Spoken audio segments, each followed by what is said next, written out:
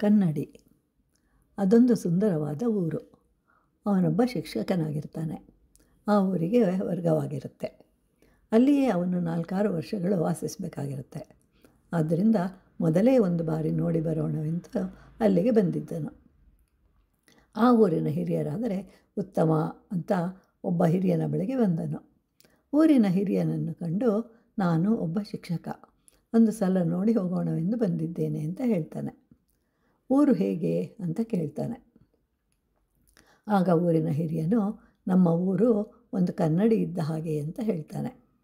ಶಿಕ್ಷಕನಿಗೆ ಸರಿಯಾದ ಅರ್ಥ ತಿಳಿಯಲಿಲ್ಲ. ಕೇಳಿದಾಗ ಆತ ಹೇಳ್ತಾನೆ, ಕನ್ನಡಿಯಲ್ಲಿ ನೀನು ಏನೇನು ನೋಡಿದರೆ ಅದೇ ರೀತಿ ಕಾಣುತ್ತೆ.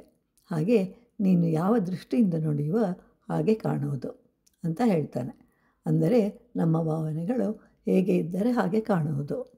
ಇಂತಹ ವಯೋವೃದ್ಧರು, ಇಂತಹ ಶಿಕ್ಷಕರು ಸೇರಿದರೆ ಎಲ್ಲವೂ ಸುಂದರವಾಗಿರುತ್ತೆ. ಅಕ್ಕ ಮಹಾದೇವಿಗೆ ಎಲ್ಲವೂ ಚನ್ನಮಲ್ಲಿಕಾರ್ಜುನನಂತೆ ಕಾಣುತ್ತಿತ್ತು. ಆದರೆ ಕೌಶಿಕ ಮಹಾರಾಜನಿಗೆ ಹಾಗೆ ಕಾಣಲಿಲ್ಲ. ಜಗತ್ತು ಹೇಗೆ ಇದೆಯೋ ಹಾಗೆಯೇ ಇರಬೇಕು, ಅದನ್ನು ಬದಲಾಯಿಸಲಾಗುವುದಿಲ್ಲ. ನಿನ್ನ ಮನಸ್ಸನ್ನೇ ಬದಲಾಯಿಸಿಕೋ. ಒಂದು ಸಲ ಶ್ರೀಕೃಷ್ಣನು ಯುಧಿಷ್ಠಿರನನ್ನು ಕರೆದು, ಪರ್ಯಟನೆ ಮಾಡಿಕೊಂಡು ಬಾ, ನಿನಗೆ ಯಾರಾದರೂ ನಿನಗಿಂತ ಕೆಟ್ಟವರು ಇದ್ದರೆ ಕರೆದುಕೊಂಡು ಬಾ ಅಂತ ಹೇಳ್ತಾನೆ. ಅದೇ ರೀತಿ ದುರ್ಯೋಧನನನ್ನು ಕರೆದು, ನಿನಗಿಂತ ಒಳ್ಳೆಯವರಿದ್ದರೆ ಅವರನ್ನು ಕರೆದುಕೊಂಡು ಬಾ ಅಂತ ಹೇಳ್ತಾನೆ.